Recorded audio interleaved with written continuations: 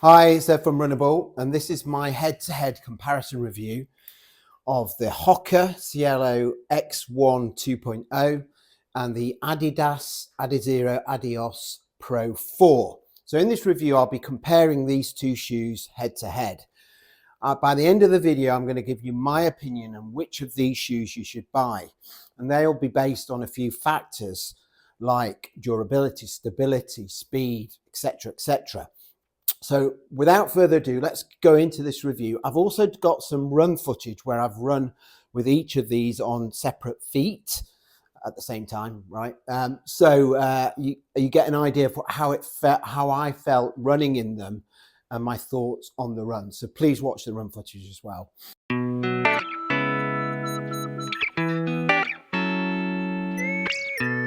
Hi everyone, it's Ed from Runnable. I hope you're all well. Today I've got a special one for you. I'm going to be doing a comparison review of the Hoka Cielo X1 2.0 and the Adidas Adizero Adios Pro 4. I managed to get that right. Yeah, I'm going to compare the two shoes. I've got one on either feet. So on my left foot I have the Adidas shoe, and on my right foot I have the Hoka shoe. And they're going to go into battle to see which of these shoes I think are the best shoes to buy. For those that are thinking of a spring marathon or maybe a autumn marathon or a 5k or 10k shoe, I'm going to make a suggestion about which of these two shoes I think is the best for you to buy. Then ultimately I'm going to make a suggestion which I think is the better of the two shoes. Okay, now that makes sense, and I better get on with the run. So just have a quick look at the shoes and then I'll get going. There you go. I'll see you later. Bye bye.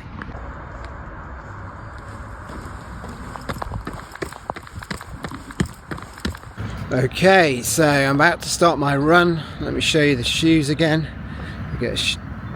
So you can see I've definitely got them on my feet, as you can see. Right, let's start the run.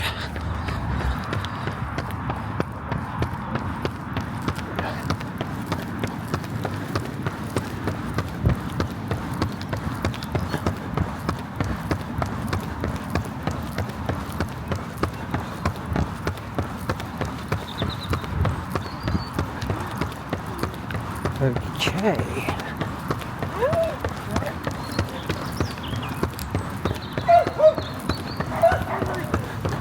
So, interesting first thoughts.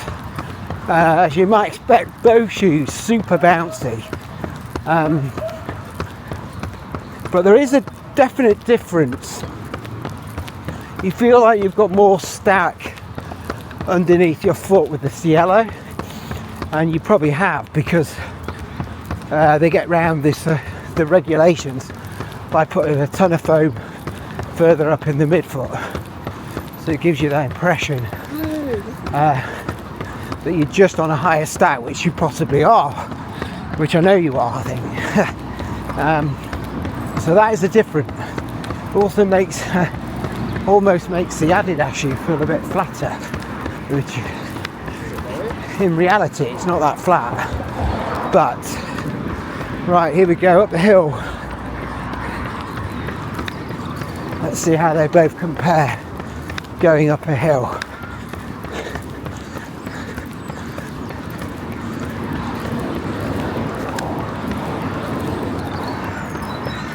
I mean, both pretty good, to be fair. Not much difference. Feel similar in weight. I think the Adidas is slightly lighter, but both helped me tackle that hill pretty well. Both incredibly bouncy. You get a lot of energy return from both. I'm feeling like the TPE foam in the Adidas shoe is possibly softer and compresses and decompresses a little quicker. With the Hoka shoe just feeling far more substantial underfoot, and I'm feeling the roll forward more in the Hoka shoe. So if you like a rocker, the Hoka shoe is a touch more aggressive, I'm finding, than the Pro 4 in that respect. But yeah, both incredibly bouncy. It's a pleasure to run in these shoes, it really is. What I would say is the Adidas shoe, even as a forefoot striker, feels slightly more stable. You're getting a bit more of an even bounce. Just feels like a slightly flatter on the forefoot, so when you land you kind of use your toes a bit more than you do in the Hoka shoe. With the Hoka shoe I'm not feeling much that my toes doing any work whatsoever, and the rocker is just throwing me forward. But with the Adidas shoe, because of this soft foam, I think your foot does slightly sink into it. It feels like it is actually doing some work. Strangely feels like you're getting ground feel, but you're not. It just feels that way, I think, because of how soft this foam is. But with the Hoka shoe you definitely don't feel like you're getting any ground feel at all. You feel up higher. It's a weird sensation actually. So definitely I feel like the Adidas shoe feels a bit more of a normal ride than the Hoka shoe. Like I said before, this Hoka shoe reminds me, the Hoka Cielo X1 2.0 reminds me a lot of the Wave Rebellion Pro Beta, which again is a crazy shoe. This is a crazy shoe as well. Whereas compared to that, to those two, the Adidas shoe seems almost normal. Right, let's pick up the pace in both and let's see how they both react.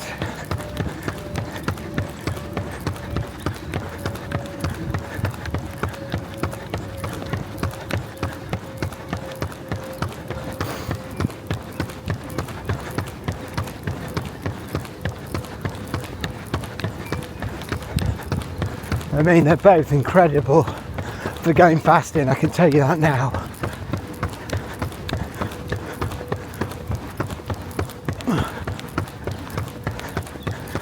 Really easy to pick up the pace in both of these.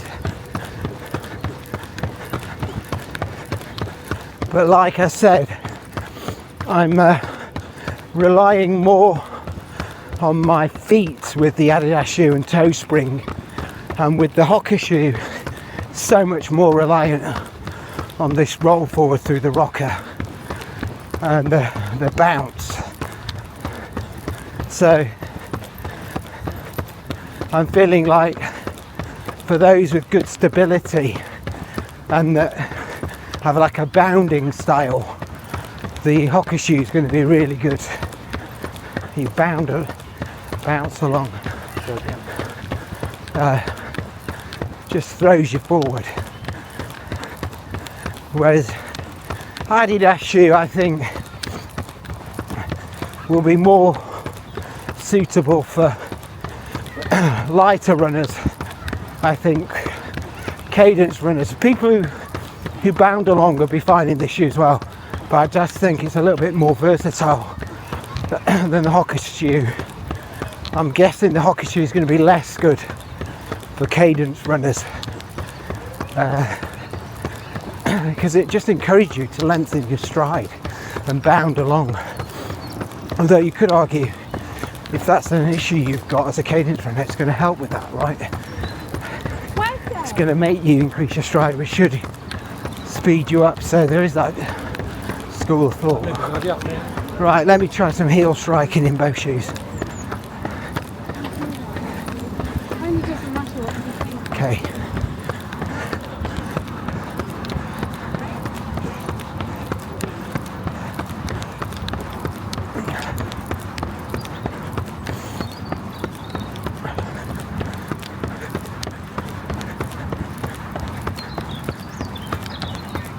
Yeah, well, in fact, I'm not saying a lot, kind of says it all really. Doesn't feel great in either. I would say it's a fine margins, but I'd say the Adidas shoe feels slightly less stable in the heel, but only because it's, well, not less stable, more awkward in the heel. It feels like I'm fighting the shoe a bit more. With the Hoka shoe, I feel like, again, I'm fighting it a bit, having to get over the midfoot bump. Just doesn't feel quite as, the foam doesn't feel like it's squelching or quite as mushy as the Adidas shoe. A bit more structure, so, and neither are stable. I slightly give it to the Hoka shoe, but there isn't a lot in it, to be honest.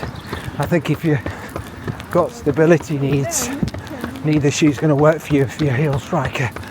There are better shoes out there. Check out my other video on heel striking. There's loads of shoes better than these two, including a shoe I forgot to mention, which is the Metaspeed Edge Paris.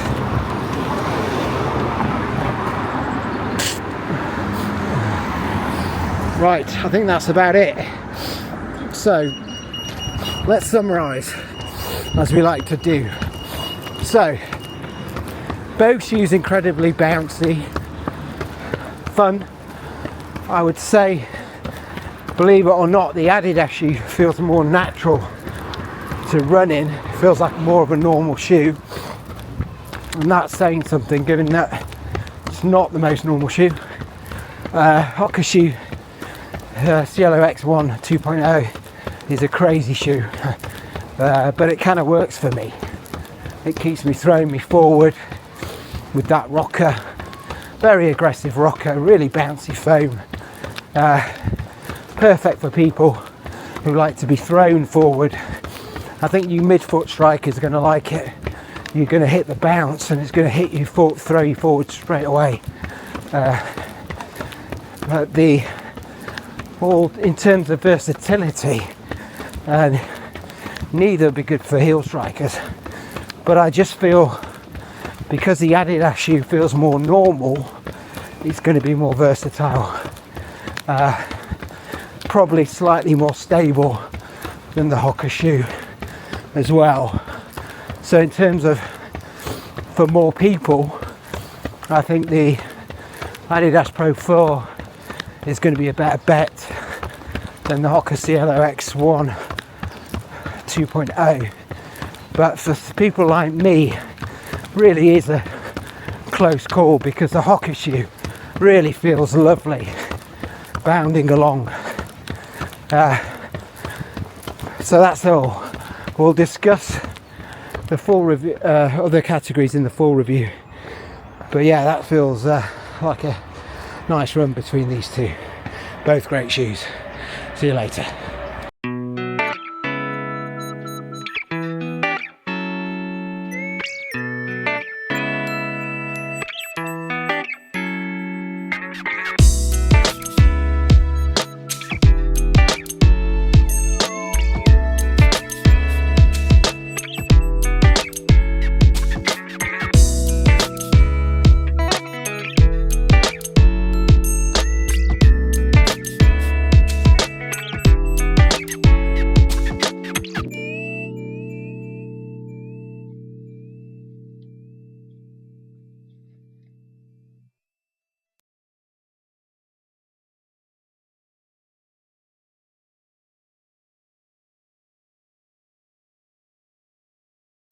Okay, let's crack on. So let's go with the Hoka first. So Hoka Cielo X1 2.0 is a massive change from the original Hoka Cielo X1.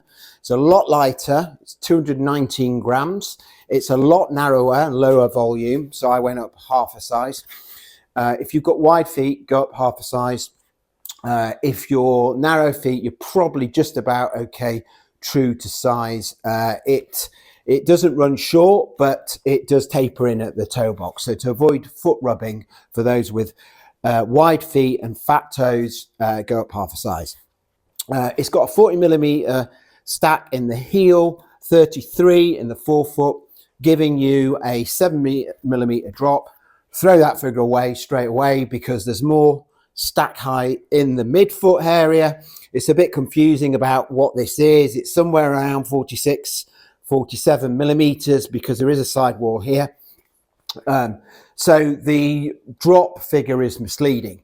What's more important is to know that this shoe gets you right up onto your toes, a bit like the Endorphin Elite version 1. And it's got quite an extreme early stage rocker that really gets you flowing forward, tipping you forward. Okay, so that's the Cielo. In the Adidas Adizero Adios Pro 4, we have a 39mm great stack height in the heel even. We have a 6mm drop. So we have, again, 33 in the forefoot. It's a very nice kind of soft landing on the forefoot. For those that like land here like I do, you get a lot of nice cushioning with this TPEE foam, which is very nice, soft and bouncy. Talking about light, this shoe is very light. It's 204 grams in my UK size 9. Again, I would say, and I didn't, but I probably should have done, if you're going to use these for marathons, you probably want to go up half a size. If you see how much it tapers in at the toe box here, and this kind of area here is reinforced, so it's a bit harsh on your toes, I think it's a good idea to go up half a size and give yourself a little bit more room. If you're only planning to use this for 5-10Ks, then potentially you don't need to do that. But again, those with wide feet or those on the edge of sizes, go up half a size. Okay, they're the key stats of the shoes.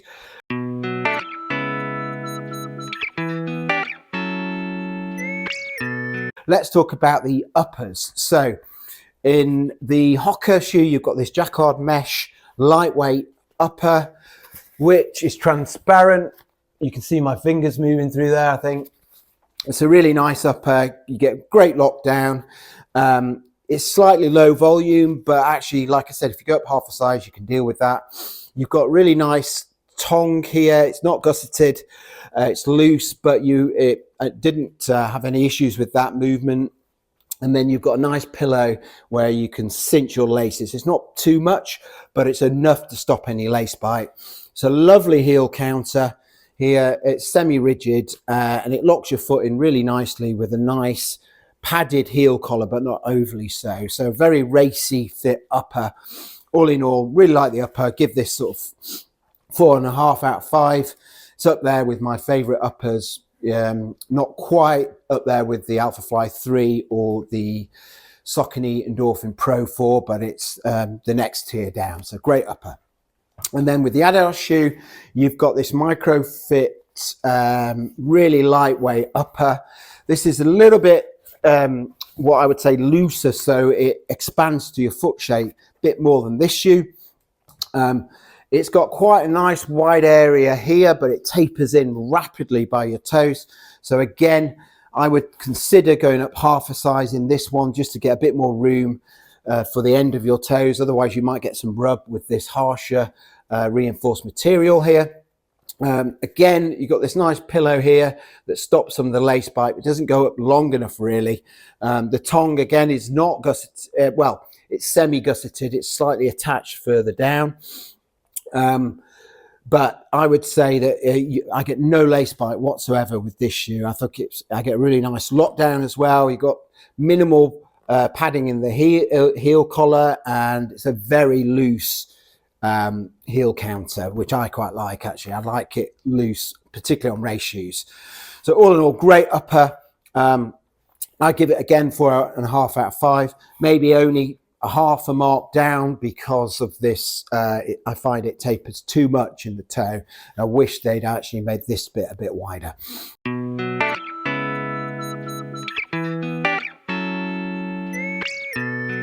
Okay, that's the upper.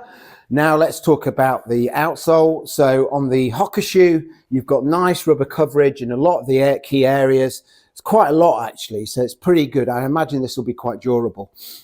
It's quite grippy as well and quite tacky. It's soft rubber, but it grips really well. I've used this on kind of frosty, icy conditions plus wet conditions, and it coped with it really well.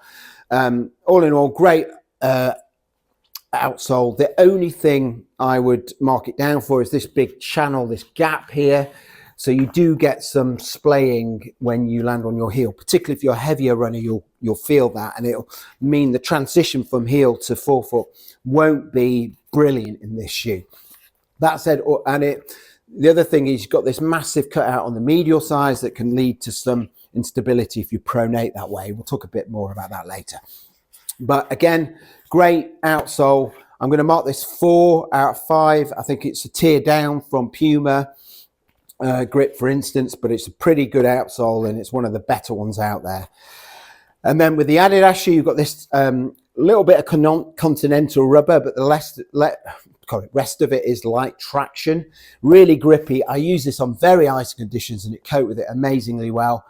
Again, this is one of my favorite outsoles out there. I think it's right up with Puma grip. The only thing I'm going to mark it down, half a mark down for, is this channel here. Again, you get that splaying even more so than in the Hoka shoe because it's softer foam.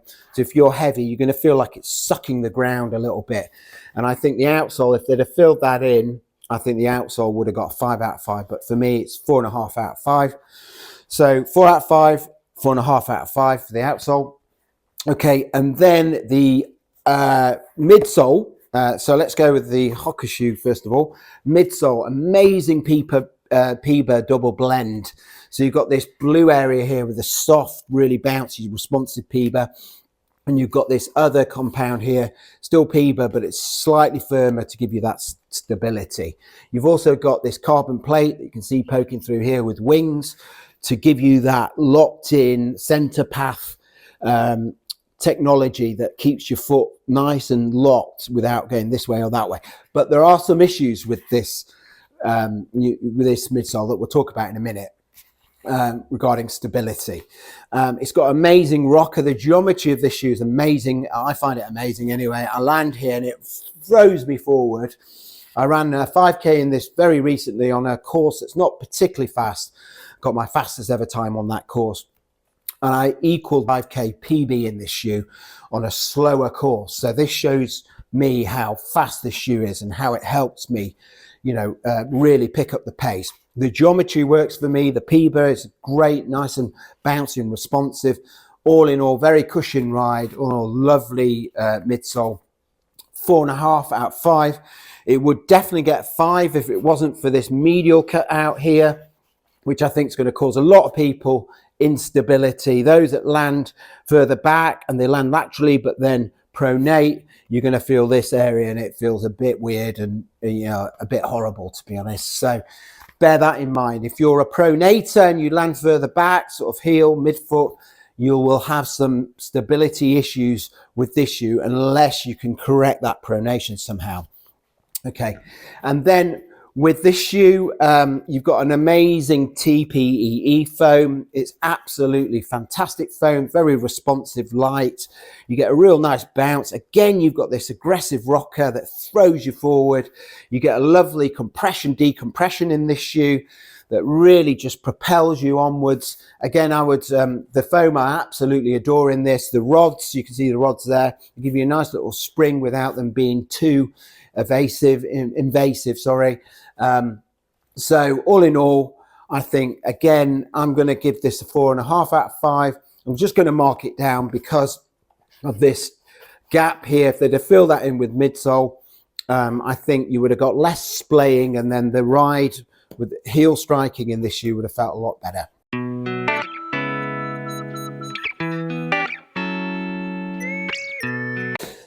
So let's move on. Let's talk about stability.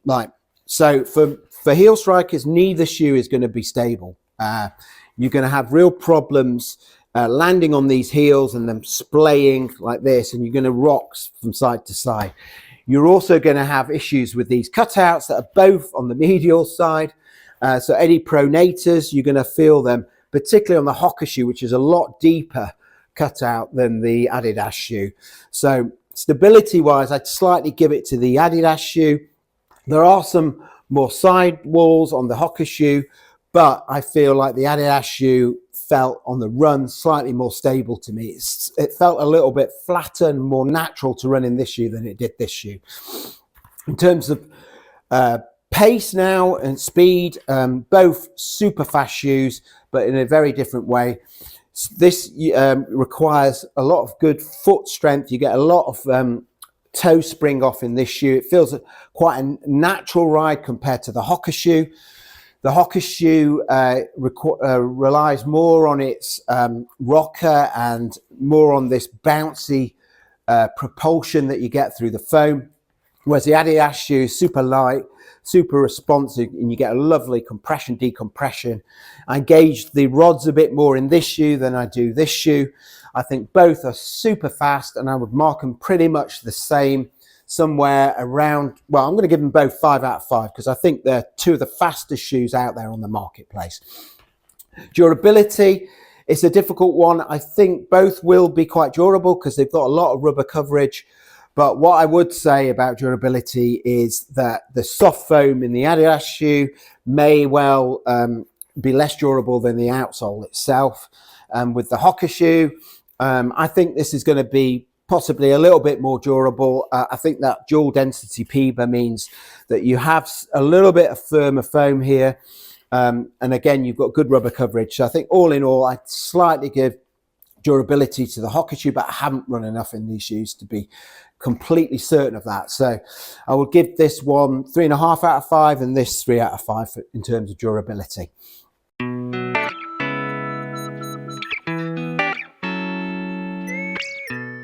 Now let's talk about price, because this is an easy one. Okay, so we've got the Adidas Pro 4 coming in at £220, and we've got the Hoka Cielo X1 2.0 coming up in at £250. Adidas shoe, hands down winner. There is no way that this shoe is worth £30 more than the Adidas shoe. I think that's a real kind of stumbling block for those people who would potentially buy this shoe. It's very expensive. I think this should be right down at the 220 mark, along with, like I said, the Adidas shoe, the Meta Speed Sky Paris, the Edge. If Hoka really wants to compete in the marketplace with those shoes, I think it has to be a lot more realistic with its price. So in my opinion, in Runnable Ed's opinion, this is not worth £250 if this is placed at 220. So hands down winner, the Adidas shoe. I'm going to give this 5 out of 5 because for racing shoes, I think £220 represents good value. And this is going to be somewhere down at 3 out of 5 if I'm being generous. Could even score lower than that. So Hoka, get your act together. It's too expensive.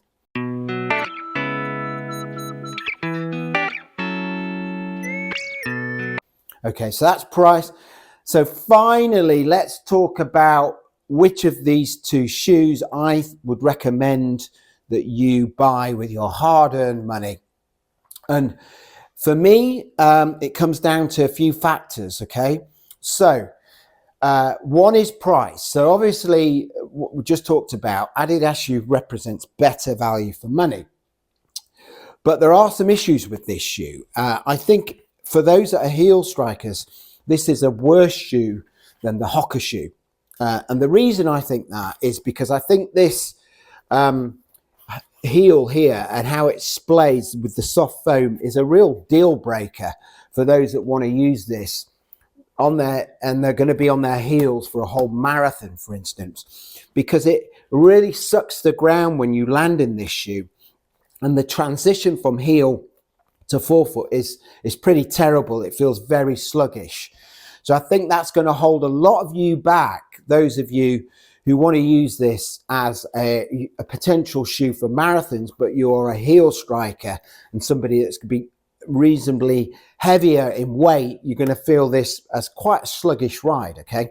Whereas the Hoka shoe, despite having a deeper cut, has a firmer foam. And it's partly due to this other Peba that they've got there, which is more dense, which means that the splaying happens, but not anywhere near as much as in the Adidas shoe. So you transition better with this heel bevel from heel to forefoot. So the ride is a little bit better. The only problem on this shoe is how deep this cutout is on the medial side, which if you've got, if you're a pronator, will mean you could have some stability issues with this shoe, even more so than this shoe that has also a cutout, but it's nowhere near as deep. So I think there are some issues with this shoe, but overall, based on those categories that we've talked about, and largely based on the price, and also what a lovely ride this is with this TPEE foam, I'm going to recommend out of the two that the Adidas Pro 4 represents even better value for money and a better all-round shoe. With those caveats that if you're a heel striker, you may want to look elsewhere. But potentially this wouldn't be the right shoe for you as well. There are other shoes that you could look at if you're a heel striker, like the Endorphin Pro 4 and the Metaspeed Edge Paris. They, in my opinion, would be better shoes for you if you want a fast racing shoe. Even the Alpha Fly 3, I think, would be a far better shoe if you want to transition from heel to forefoot. So that's my review. I think today's winner is the Adidas Pro 4. But they're both brilliant shoes, don't get me wrong. And like I said, I've just set a 5K PB in this shoe. It's a rapid shoe, and if you're someone who likes an aggressive rocker, it may well be that it's worth paying the extra £30 to get this shoe as a real weapon on race day. But for the vast majority of you who are not heel strikers, that like a soft, bouncy cushion ride, that don't mind being able to use their toes a bit more and have a bit more of a toe spring, those with no toe mobility issues, I think this represents the better shoe of the two. And so today's winner is the Adidas Pro 4.